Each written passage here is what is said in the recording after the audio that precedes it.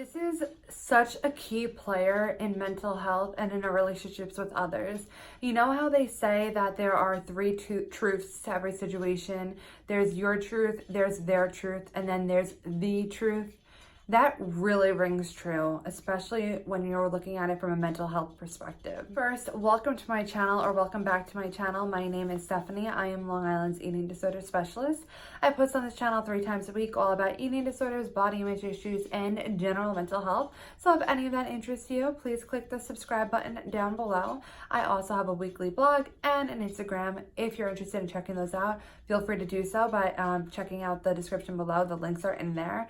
Also, if you found this video helpful, informative, enjoyed it, whatever the case may be, I would greatly appreciate it if you gave it a thumbs up, because what that does is enables other people to find my channel more often so that they can hopefully benefit as well from the content here. How many times have you perhaps, or someone else, let's do this for a second, if you had a situation with someone else and, you know, just whatever your interpretation was very, very different from the other person's interpretation, and you're over there like thinking like, that's totally not what I meant, and they're just like, how can you interpret it any other way? That's exactly what happened, and you guys have very different perspectives.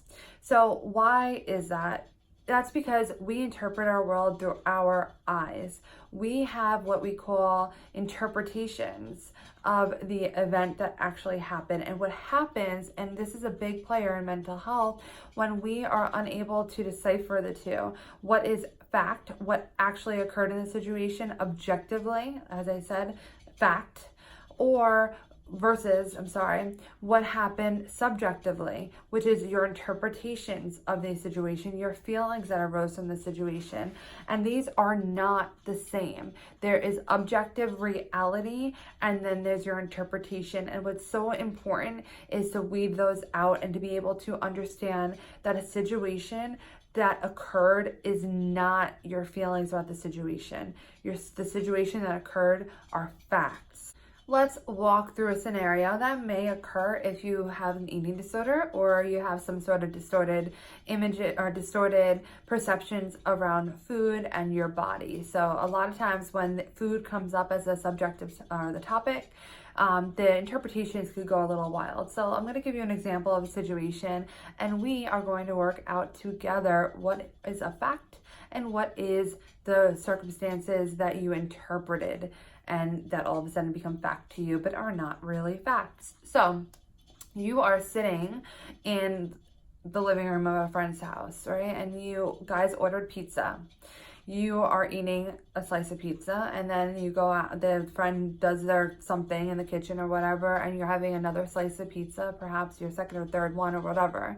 And then all of a sudden your friend comes in and says, oh my gosh, doesn't your stomach hurt after eating all that pizza? And then all of a sudden, for an eating disorder mind, right, that goes wild. Be like, you start thinking, oh my gosh, she thinks I'm fat. How dare she judge my pizza?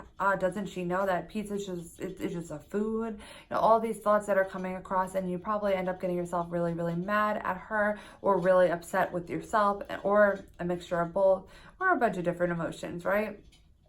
But what happened? What actually happened in that situation? You interpreted it to be something that did not actually occur. So, or at least in that interpretation. Objectively, let's weed out the facts. Objectively, you and your friend ordered pizza, and that's that. Fact.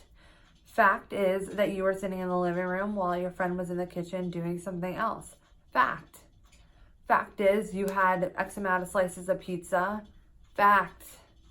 Fact is your friend walked in from the other room and said, oh my gosh, doesn't your stomach hurt after eating all that pizza? Fact. Those are the facts that occurred. The facts that occurred were not, oh my gosh, that she thinks that you're fat. She didn't go in and say, oh my gosh, you're fat. She didn't go in and say, oh my gosh, that's disgraceful that you're able to eat all that pizza. She didn't say any of that stuff, right? The facts are the facts, and those are all that happened. You interpreted it to mean something different. And that's okay. Maybe what you're interpreting it to be the case was her intention, but maybe not. And we need to allow room for that maybe not. let's bring it into the real world right now. Think about a recent situation that this occurred, or something, emotions ran high. And you need to take out your journal and write down exactly your interpretation of the event. What happened, write out the whole event. And then give yourself some time, because some emotions might come up and cloud your judgment a little bit. So give yourself a little bit of time, maybe close the journal, do something, take a break, and then come back to it with a fresher, clearer head.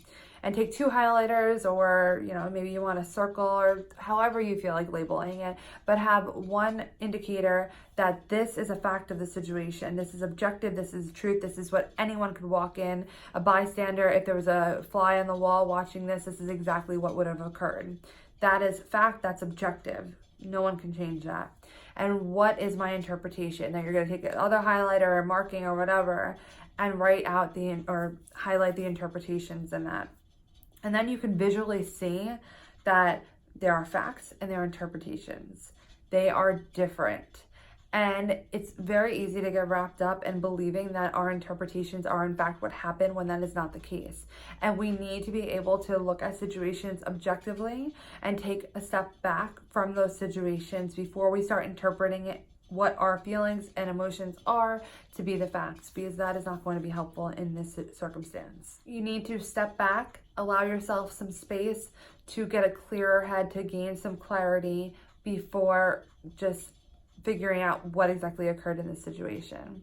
If you found this video helpful, I greatly appreciate it if you gave it a thumbs up. Leave a comment down below if you've ever interpreted a situation by your own emotions as opposed to the actual facts, yes or no. You could click my face over here to subscribe to my channel, and I wish you clarity on your journey to finding your state of balance, and I will see you in my next video.